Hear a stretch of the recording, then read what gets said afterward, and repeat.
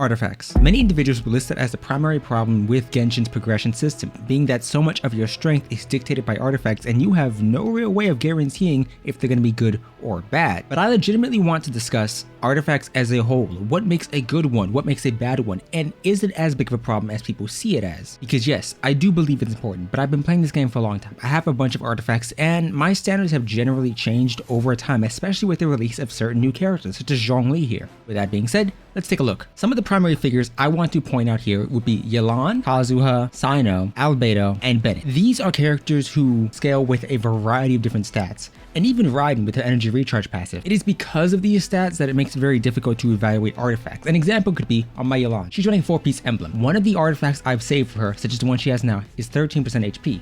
And the one I have my Zhongli is 20% HP. This is because Yelan converts HP into damage, and depending on your ratios, HP can overtake the crit that you would otherwise have. Another primary example is this circlet. It has 21% attack, and that's not bad considering that some weapons have lower base attack or even high base attack where the character can really make advantage of that attack bonus. Now don't get me wrong, I think there's nothing wrong with going for an artifact that has high crit value, such as this Wanderer's True Flower here, but I also think it's incredibly important to realize just how valuable other stats can be. Examples could be energy recharge and attack percentage on characters that can actually make use of it. Elemental mastery, saving those artifacts here because yes, this one did not roll into crit at all, but it did roll into such high elemental mastery that it's perfect for Kazuha. I think it's very easy, especially now and how often it's talked about, to get into the trap of viewing everything as you need to have a high crit ratio overall. And on certain units, I do have a high crit ratio, 90-200. But I also want people to understand that if you evaluate every artifact based on how much crit it has and how much crit damage it has, and if it has attack or not, and look for the perfect subsets,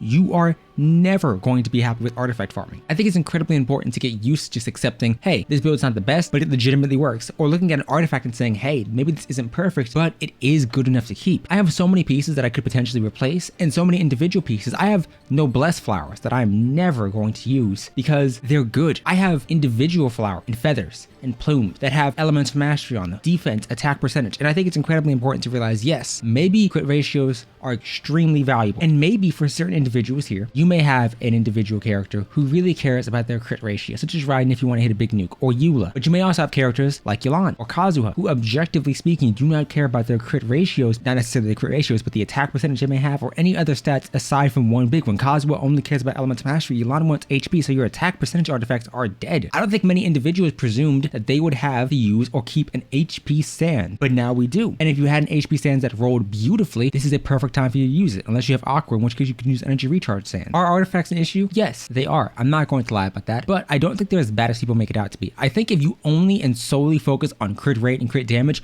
you will not be happy. That is my blunt objective opinion. But if you don't, and if you actually consider who can use one, or maybe you're prepping for other characters, maybe you want a Yoimi in the future and you want to get Shima set, or Echoes, which is what I recommend, then your artifact standards may differ, especially if you plan on getting something like Thundering Polish, because you can take that into consideration and say, hey, maybe I want some more elemental mastery here, or energy recharge, or something else. The same goes for Cyno. Yes, you need a lot of Emblem of Severed Fate sets. I have a full emblem set for my Raiden, my Yelan, my Beidou, Xingqiu, Zhangling, and I have enough Shimenawa set to account for about 3 characters. It is not always about getting the best subsets, it's about getting subsets that realistically work, because let's be honest here, a vast majority of you individuals will be utilizing Bennett, and if Bennett supplements the attack you already need, your attack percentage subsets do not matter in the slightest. In which case, yes, it may make more sense to perhaps pick up a crit rate or crit damage artifact that's heavily leaning into one category. Or if you're looking at somebody like Kujosar and at C6 and you're knowing she's giving your Raiden a big buff of 60% crit damage, maybe focus a bit more into crit rate, that way you always crit. Maybe swap her over to Primordial Jadewing Spear or anything. But I think getting so focused on having that high crit ratio that you maybe miss out on elemental mastery or attack buffs or anything else, especially energy recharge, is a bit of a pitfall to fall into that can really mess up your account. If you have a Kazuha with high elemental mastery but no energy recharge, the elemental mastery does not matter nearly as much as having the energy to burst consistently. It'd be like bringing a Yelan, having a bunch of HP and crit stats but never being able to burst at all. You lose the entire purpose of the character. And I think that this is only further solidified and maybe made worse by just how much people value crit ratios and how often it's viewed by content creators and by individuals when they take a look at your account. Because people scroll through artifacts and they'll say, oh yeah, well, how much crit does it have? How much crit damage? And not,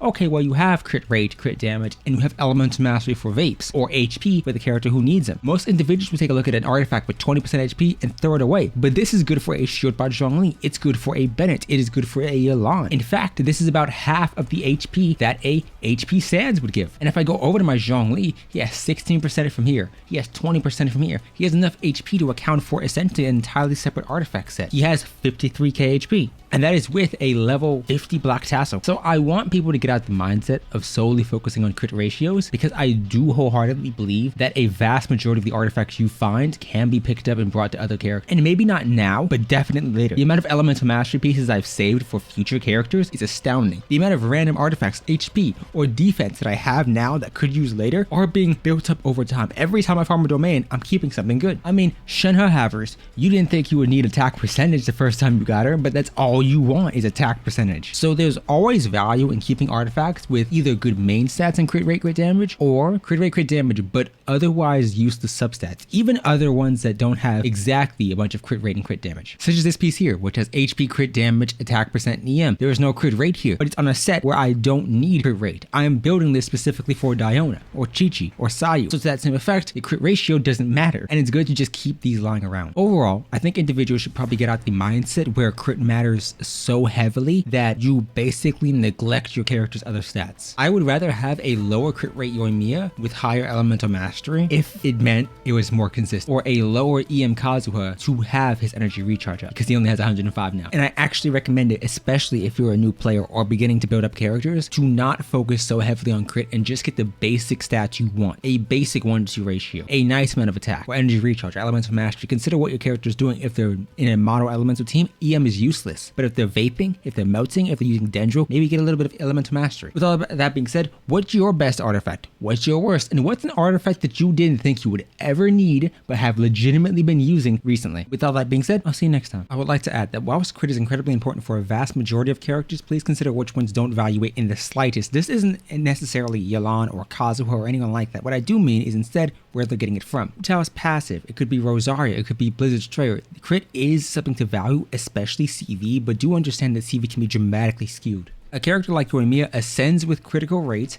she gets critical damage from Thundering Pulse, and it makes it so much easier to build her. A character like Xiao gets crit rate, and Primordial Jade gives crit rate, so it makes it easier to build certain characters. If you are having difficulties reaching a crit value that you are satisfied with, please consider if your character ascended with crit in the slightest, whether that's damage or rate. Ganyu does not ascend with crit damage. She does, actually, I think, never mind. Please also consider the weapon you're using. Favonius means that crit rate is more valuable. As I mentioned previously, please consider the support you're using. If you're using a C6 Gujosara, Faruzan, Goro, whatever the case may be, even Mika, please understand that you are getting an additional 60% critical damage. All your stats at that point should be so heavily leaning into crit rate because you're getting that 60%. In this instance, because my Raiden is already using crit rate and her crit rate is not the best, if I had a C6 Kujosara, I would ideally either give her something like Primordial Jade Winged Spear or a Staff of Scarlet Sands. This is to ensure that she crits at all times, and all my artifacts then can either go into minimizing the overcap or ensuring that every other stat is balanced out, like more energy recharge.